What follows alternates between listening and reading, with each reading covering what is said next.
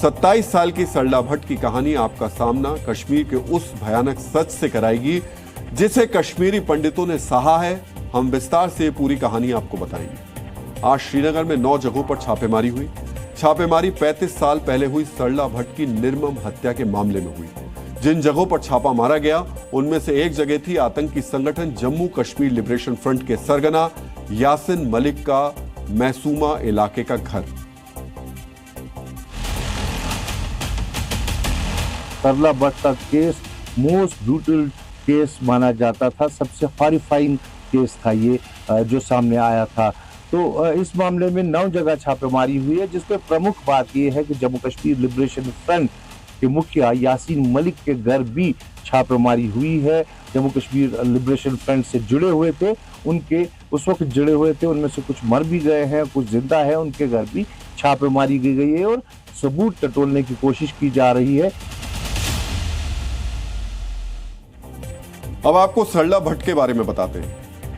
मित्रों, 27 साल की कश्मीरी पंडित नर्स सरला भट्ट को 14 अप्रैल 1990 को श्रीनगर के हब्बा खातून छात्रावास से जेकेएलएफ के आतंकवादियों ने अगवा कर लिया था। 19 अप्रैल 1990 को उनका शव शत विषक्त हालत में श्रीनगर की उमर कॉलोनी में मिला था। शव के साथ आतंकवादियों का एक नोट मिला था जिसमें सरला भट्ट को पुलिस का मुखबिर बताया गया था। डीएनए मित्रों, सरला भट्ट की कहानी रूह कपाने वाली है। पोस्टमार्टम रिपोर्ट में खुलासा हुआ था कि अगवा करने के बाद कट्टरपंथी मानसिकता वाले आतंकवादियों ने सरला भट्ट से गैंगरेप किया था, उन्हें टॉर्चर किया था, तड़पाया गया था और फिर उनकी हत्या कर दी गई थी। एक नर्स जिसका काम बीमार लोगों की सेवा करना था, कट्टरपंथी की बीमारी से ग्रसित आतंकवादियों ने उनकी हत्या सिर्फ इसलिए की क्योंकि वो कश्मीरी पंडित थी।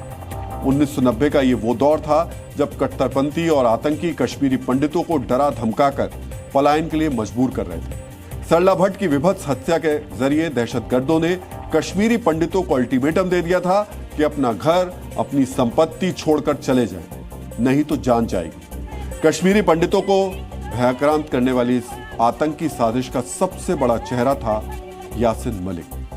जब सरला भट्ट की हत्या हुई तब यासिन मलिक आतंकी संगठन जेकेएलएफ का टॉप लीडरशिप में शामिल था। एजेंसियों को शक है कि सरला भट्ट की हत्या की साजिश में उसकी भूमिका थी, लेकिन 1990 में दर्ज सरला भट्ट की हत्या की एफआईआर में किसी आतंकी का नाम नहीं था। जांच में अपराधियों की पहचान नहीं हो पाई थी। ये वो वक्त था जब जम्मू कश्मीर में यासिन मलिक जैसे आतंकी खुलेआम घूमते थे, कश्मीरी पंडितों को डराते धमकाते थे, कश्मीरी पंडितों की हत्या के लिए लोगों को उकसाते थे। इसलिए जांच के दौरान गवाहों को डराने धमकाने की वजह से केस में कोई प्रगति नहीं हुई।